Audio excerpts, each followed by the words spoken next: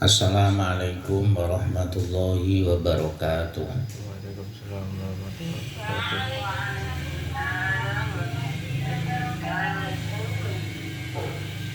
Ila ma'alif al-fatihah. A'udzu billahi minasy syaithanir rajim. Bismillahirrahmanirrahim. Alhamdulillahi rabbil alamin. Ar-rahmanir rahim. Maliki yaumiddin. Iyyaka na'budu wa iyyaka nasta'in. Ihdinas siratal mustaqim. Siratal ladzina an'amta 'alaihim ghairil maghdubi 'alaihim waladdallin. Amin. Bismillahirrahmanirrahim. Qul ja'al haqq wa zaqal batil innal batila kana zahuqa. Bismillahirrahmanirrahim. At-tasyahud. Bab menerangkan tasyahud atau tahiyat akhir. Tsumma yatasyahadu fir raq'atis tsaniyati at-tasyahudal awwala.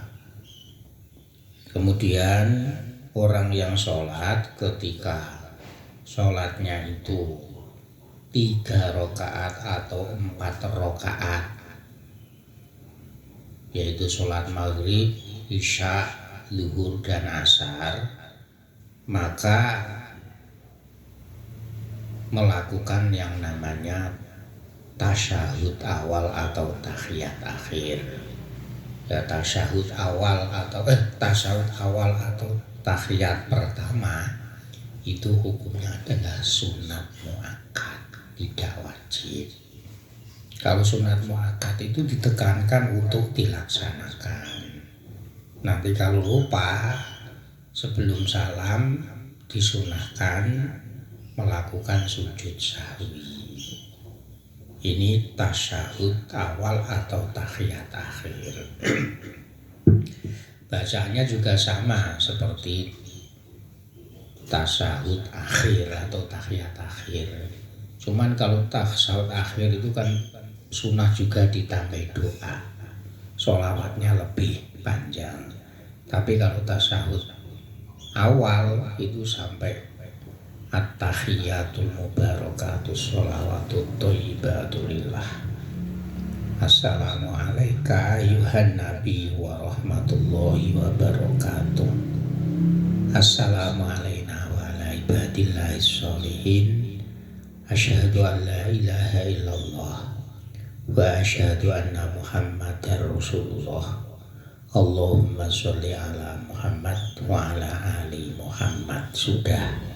Ini kalau tasyahud awal. Kalau tasyahud akhir ya sunnah kama sholaita ala sayyidina Ibrahim dan seterusnya. Kemudian kalau tasyahud awal summa yusolli ala Rasulillah sallallahu alaihi wasallam wa ala alihi. Ya, tadi dalam tasyahud itu kan artinya itu syahadat itu loh, asyhadu an la ilaha illallah wa asyhadu anna muhammadar rasulullah. Terus wajib membaca sholawat Nabi dan juga keluarga Nabi. Allahumma sholli ala Muhammad wa ala ali sayyidina Muhammad. Ini kalau dalam fikih sholawat kepada keluarga Nabi ini hukumnya sunnah, tidak wajib. Jadi kalau misalkan kita membaca sholawat hanya Allahumma sholli ala Muhammad ini sudah cukup. Ini kalau dalam fikih itu hukumnya sholawat kepada keluarga Nabi wa ala ali sayyidina Muhammad itu hukumnya sunnah, tidak wajib. Wa yad'u yadaul yumna ala fakhidihil yumna wa yaqbidu asabi'ahul yumna illal musabbihata wa yusiru biya inda qoli illallah. Ketika ini nanti kita praktekkan. Ketika tasyahud, baik tasyahud awal maupun tasyahud akhir, itu tangan, posisinya tangan itu ya, posisinya tangan itu tangan kanan ya diletakkan paha yang kanan, kiri juga yang kiri. Dan tangan ini semuanya tuh dikumpulkan atau dikepalkan kecuali telunjuk jari ini ketika mengucapkan la asyhadu an la ilaha illallah, tangan kanan yaitu tepatnya itu jari-jari petunjuk musabbihah ini kita telunjukkan, maka kita tunjukkan sebagai isyarah. Ada yang sebagian ulama mengatakan bahwa isyarah bahwa Allah itu satu. Nanti kalau mazhab yang lain juga musabbihah atau jari-jari telunjuk ini diputar-putar. Ini kurang tahu kalau putar-putar itu maksudnya itu apa. Ini jadi tangan kanan diletakkan paha yang kanan, kiri yang kiri, semuanya dikumpulkan kecuali jari-jari petunjuk ketika mengucapkan illallah. Ini jari-jari ini kita tegakkan atau kita tunjukkan, membentuk kalau apa itu namanya, kalau huruf Arab itu menunjukkan angka 5 seperti ini. Jadi tidak harus lurus gini, tidak, tapi cukup gini saja.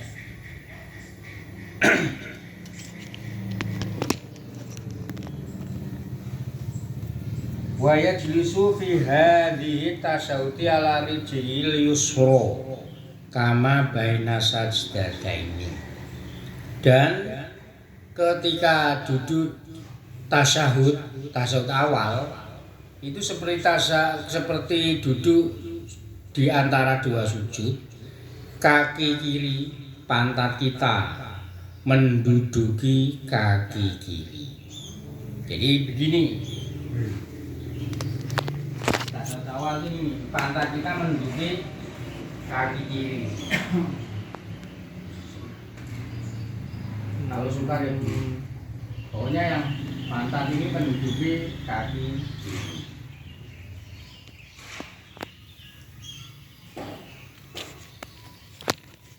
Wa fi tasyahudil akhiri yastakmilu du'a al-ma'thura ba'da sholati ala nabi sallallahu alaihi wasallam. Kemudian kalau dalam tahiyat atau tasyahud akhir ini doanya kita sempurnakan.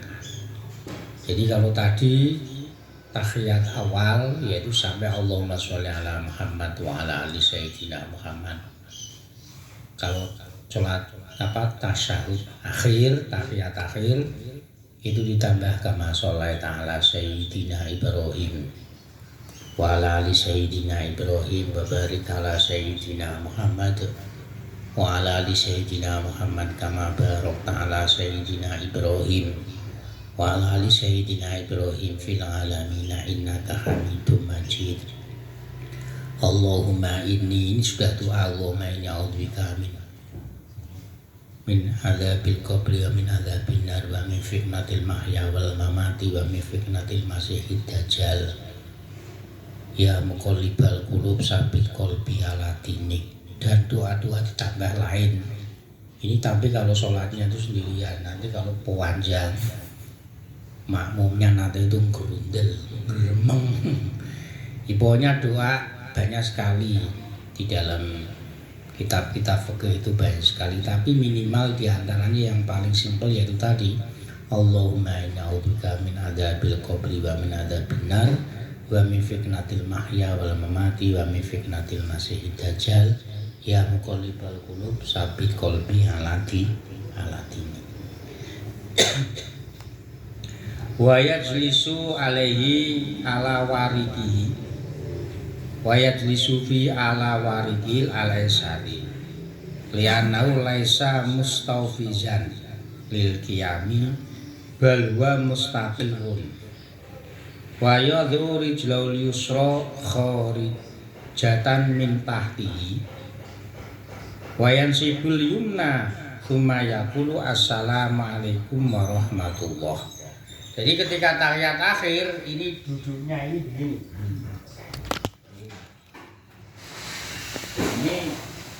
Ini apa itu namanya, bokongnya itu menduduki ini lantai.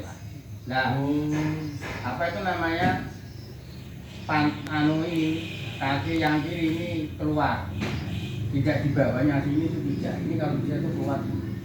Dalam aja Ustaz. Ya. Iya paham. Mengapa demikian?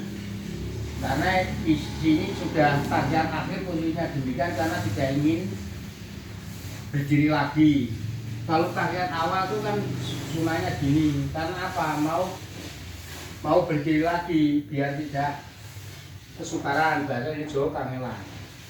Tapi kalau duduknya gini, tahiyat awal, nanti mau duduk itu kesukaran. Jadi maka ada perbedaan ketika tahiyat awal dan tahiyat akhir itu dalam posisi duduknya itu berbeda.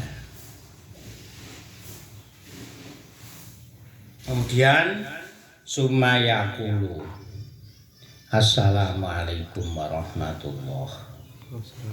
Jadi karena sudah selesai tahiyat kita membaca assalamualaikum warahmatullahi. Tapi misalkan hanya assalamualaikum saja itu sudah cukup. Tapi sempurnanya atau kesunahnya yaitu assalamualaikum warahmatullahi. Wa yaltafitu yaminan. Jadi begini posisinya ini. Jadi ini bukan assalamualaikum warahmatullahi ini tidak, tapi assalamualaikum warahmatullahi. Baru nengok ke kanan.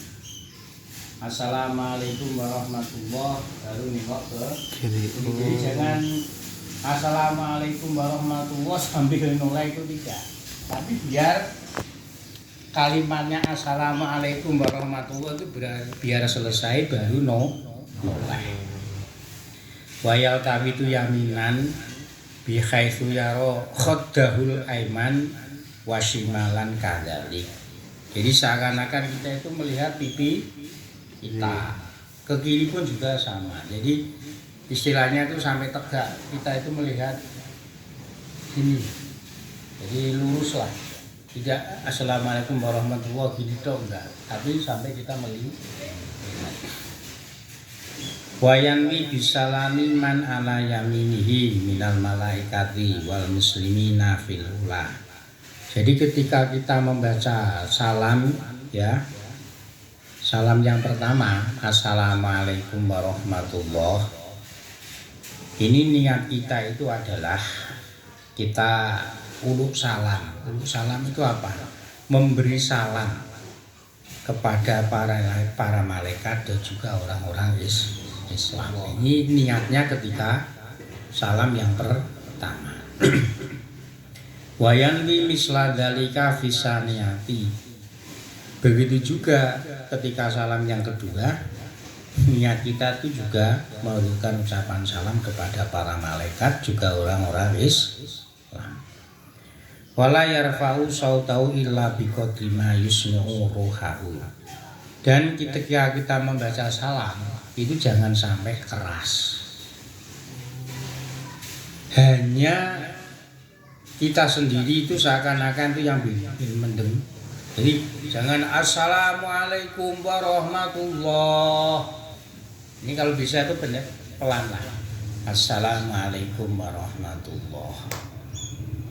Jadi ya misalkan keras ya monggo, tapi kesunahannya, kesempurnaannya dalam salam, ucapan salam ini suaranya itu biasa saja, sekira kita itu mendengarkan dengan jelas ya itu sudah. Maksudnya orang yang baca salam itu mendengarkan, jadi tidak keras. Ya kemudian kalau menjadi imam ya keras. Kalau sekarang itu sudah pakai speaker. Ini apa itu namanya, etika ketika tasyahud, baik awal maupun akhir, dan juga ketika kita salam. Jadi ketika salam pertama dan kedua itu niatnya sama, yaitu sama-sama memberikan ucapan salam kepada para malaikat dan juga orang-orang Islam. Bismillahirrahmanirrahim. Al-manhiyatu, beberapa gerakan atau perilaku atau apa ya istilahnya, sikap-sikap yang tidak diperbolehkan. Maksudnya tidak diperbolehkan itu ada kalanya sama sekali mengakibatkan sholat tidak sah, dan juga ini tidak mendapatkan kesunahan dalam sholat. Apa saja diantaranya, yaitu naha Rasulullah sallallahu alaihi wasallam an sholatil haqimi wal haqibi wal haziqi. Rasulullah sallallahu alaihi wasallam melarang kita sholat dalam keadaan menahan kencing. Entah ini kalau mazhab yang lain selain Syafi'iyah ini batal, tapi kalau menurut Syafi'iyah ini hukumnya itu makruh. Karena bahasanya redaksinya di sini tuh Rasulullah itu hanya melarang. Nah, redaksi melarang itu kan oleh beberapa mazhab itu ada yang mengatakan itu hukumnya makruh. Itu ada yang mengatakan hukumnya membatalkan sholat. Jadi wis beseren ngempet nguyuh tangi turu, tidak kencing terlebih dahulu langsung wudu mergo keri sholat. Ngempet. Akhirnya ngempet atau menahan kencing. Nah, ini hukumnya makruh. Kalau Syafi'iyah itu hukumnya makruh. Mengapa demikian? Li'annahu yamna'u minal khusyu'i atau fa'inna dzalika yamna'u minal khusyu'i. Karena posisi orang sholat dalam keadaan menahan kencing, ini hukumnya bisa mengakibatkan menghilangkan kekhusyuan. Padahal sholat itu disunahkan khusyuk. Wal haqibi, dan juga orang yang menahan berak. Petengi senep sholat, ya mesti sholatnya ora iso khusyuk. Ini kalau Syafi'iyah jelas itu hukumnya adalah makruh, tidak sampai membatalkan sholat. Tapi kalau mazhab yang lain, ini hukumnya membatalkan sholat. Wal hazibi, dan orang yang memakai muzah. Muzah itu kalau sekarang itu mungkin sepatu. Sholat pakai sepatu, tapi sepatu yang bahasanya Jawa sesak Indonesia ini apa toh? Terlalu tinggi, sempit. Ini kan sempitan terlalu toh, menekan loro, kesel. Nah, ini hukumnya Kanjeng Nabi melarang. Kalau di Arab kan biasa dulu. Dan sekarang nggak tahu. Sholat sambil memakai muzah. Muzah itu seperti sepatu itu loh Pak, yang agak tipis. Yo bukan kaos kaki, tapi kan yang tonton niku sing biyen iki kaya sandal-sandal ning gone apa kuwi jenenge ning gone hotel ngoten niku lho. Jadi namanya muzah. Ya muzah kok terlalu sempit, ini Rasulullah melarang karena ya itu tadi. Awake dhewe ning sepatu terlalu sesak kan yo loro sakit. Lah ini hukumnya itu makruh. Karena itu tadi menghilangkan kekhusyuan. Wan sholatil jai wal mutalaimi. Begitu juga sholatnya orang yang apa itu namanya? Orang yang anu pokoke jenenge lapar. Dia ngeleh banget sholat, ngeleh lemes, maksudnya laparnya itu terlalu itu loh Wali.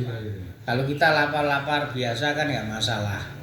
Sholat dalam keadaan lapar sekali, nah ini hukumnya juga makruh. Wal multaimi, dan juga orang yang sholat menutupi wajahnya. Jadi serbannya ditutupi ini. Tapi nanti ketika sujud ya tetap badoin nempel. Kalau nanti sampai nutup tidak nempel, tidak terbuka ketika sujud, ya hukumnya sholatnya tidak sah. Jadi ketika sholat misalkan saya ini memakai serban tak tutupi, wong-wong gak roh wajahku, ya ini hukumnya juga makruh. Tapi ya itu nanti setelah ketika sujud ya harus terbuka ini. Kalau tidak terbuka kalau nutup terus hukumnya sholatnya tidak sah. Jadi wal multaimi orang yang sholatnya wajahnya tertutup ini hukumnya makruh. Fa'amal haqinu faminal bauli. Yang dinamakan haqin yaitu orang yang sholatnya itu menahan dari kencing. Wal haqibu minal ghaiti. Orang namanya haqib yaitu orang yang sholat dalam keadaan menahan berak atau buang air besar. Wal haziqu sohibul khuffi ad-dayyiqi. Sedangkan hadir yaitu orang yang memakai muzah atau sepatu yang sempit, dayyiqi. Mengapa semuanya itu dilarang oleh Rasulullah? Fa inna dzalika yamna'ul khusyu'a. Karena semuanya itu ya menahan lapar, menahan kencing, menahan berak, wajahnya itu ditutupi, juga memakai sepatu atau muzah yang sempit, itu akan menghilangkan kekhusyuan. Wong sholat kan kudune khusyuk, karena sholat itu adalah tempat mengadu mujahadah kepada Allah Subhanahu wa ta'ala. Wa fi maknahu al-ja'i'u, dan di antara sesama orang yang menahan lapar, menahan berak, menahan kencing, yaitu orang yang kelaparan atau terlalu lapar. Wal muhtamu, dan orang yang sangat susah sekali. Wong susah banget itu sholatnya makruh. Jadi ketika sholat itu hendaknya itu benar-benar sholatnya itu susahnya itu dihilangkan.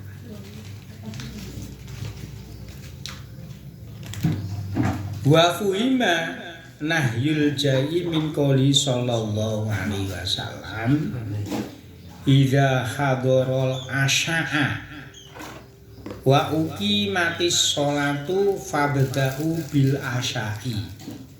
Mengapa ketika orang lapar ini kok dilarang oleh Rasulullah sholat terlebih dahulu? Karena ini bisa dipahami dari sabda Rasulullah yang artinya ketika sholat sudah diqomati kemudian disuguhkanlah makan sore, maka hendaknya didahulukan makan sorenya dulu, Bu. Mergo apa? Mergo arep sholat wis azan. Lah kok ning kene ngarep disuguhi ndas manyung dalam keadaan lapar. Lah ini nanti sholatnya ora khusyuk, kilingan ndas manyungi. Hawane pengen ngombe kopi wis diqomati utawa sholat wis diazani. Iki sholatnya ra khusyuk dingombeni kopi sik. Mergane sholatnya ben gak kilingan kopi. Mergo sholatnya iki ben khusyuk. Ini sesuai dengan dawuh Kanjeng Nabi. Jadi orang kalau terlalu lapar, nek lapar kok wis ana suguhan bengi, wis ana mangan bengi ya wis to dipangan dhisik. Wa nahyu anil talaumi min hadisi nah Rasulullah sallallahu alaihi wasallam ayyuhatiya rajulu fahu fi sholati. Mengapa ketika sholat itu hukumnya makruh menutup seluruh wajahnya? Ini sesuai hadis Nabi, yaitu Rasulullah melarang laki-laki menutup wajahnya, menutup mulutnya ketika sholat.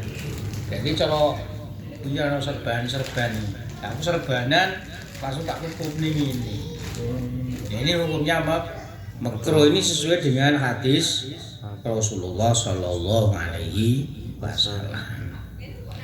Wa qala al-Hasanu kullu sholatin la yahduru fihal qalbu faya ilal uqubati asra'u.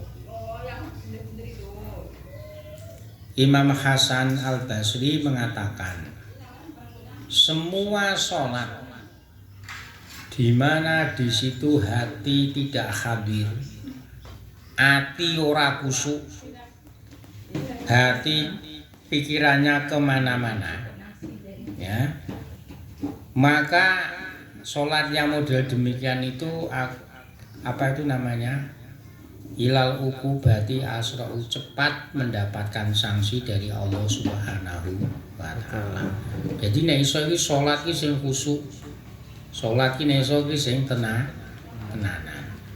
Jangan sampai salat itu kita lakukan hati kita itu tidak khusyuk, tidak hadir salat maksudnya, tapi pikirannya itu kemana-mana. Ini sanksinya itu berat kalau sholatnya itu tidak khusyuk. Wong sholat sepisan tok ya nek iso digawe sing khusyuk paling 5 menit. Wa yuqra'u aidon ayyan fuha fil ardi inda sujudi. Begitu juga ketika kita sujud itu makruh mulut kita itu ndamu. Jadi misalkan gini, sujud kita nauni umpamane gini, ini hukumnya wis ben nauni ya wis ben. Yang penting itu bukan telek sapi, bukan telek titik. Yang penting itu namanya debu kelihatan suci ya sudah.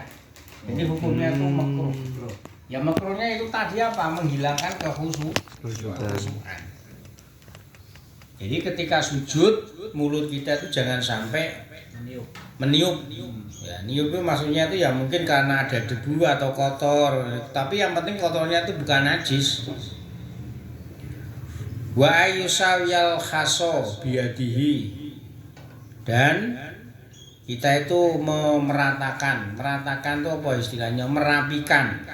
Ada kerikil kecil dengan tangan kita, ini hukumnya pun juga makruh. Yes ben ana kerikile cili-cili ora apa-apa. Cara bathuk kena sithik ora apa-apa.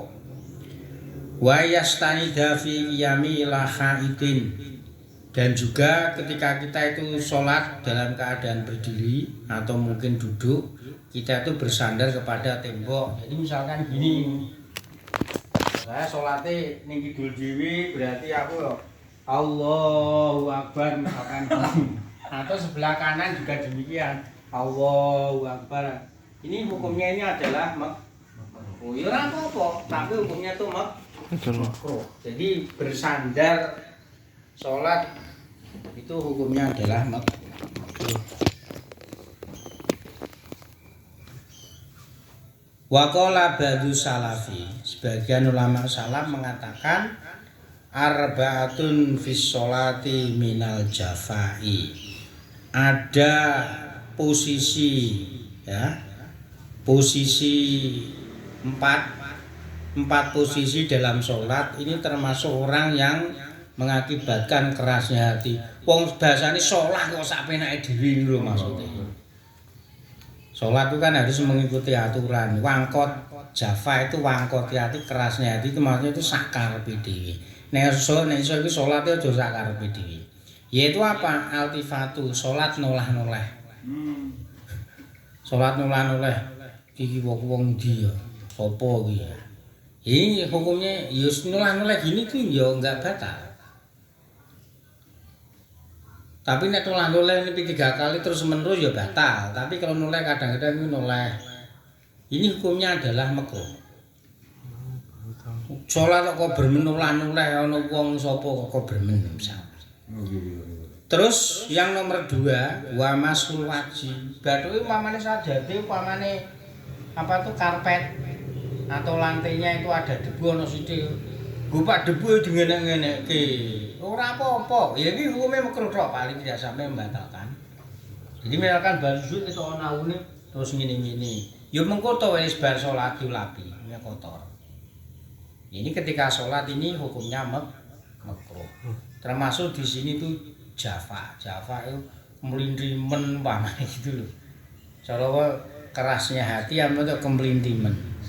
Terus wataswiyatul khaso dan meratakan atau merapikan. Misalkan ada kerikil kan cara wong Arab kan biasa sholat di padang pasir. Terus dadak ngene-ngene iki barang ora usah langsung sujud ae enggak apa-apa. Semuanya itu karena bumi Allah. Wa antusolliya bitori kiman yamurru baina yateka. Begitu juga sholat ning dalan. Mbiyen jane ya ora pas. Sholat nalika dimu ning dalan gedhe akeh wong liwat ngarepe sliwal-sliwal gayane sholat ning pinggiran. Nah ini hukumnya itu makruh. Karena apa itu tadi wong akeh wong liwat kok salat ning kono to. Ini hukumnya menghilangkan kekhusyuan. Nah ini hukumnya makruh. Jadi ya salat mencari tempat yang tempatnya itu nyaman, tegese nyaman itu tidak terganggu dengan orang yang lewat. Bismillahirrahmanirrahim. Tamyizul faraidi was sunani.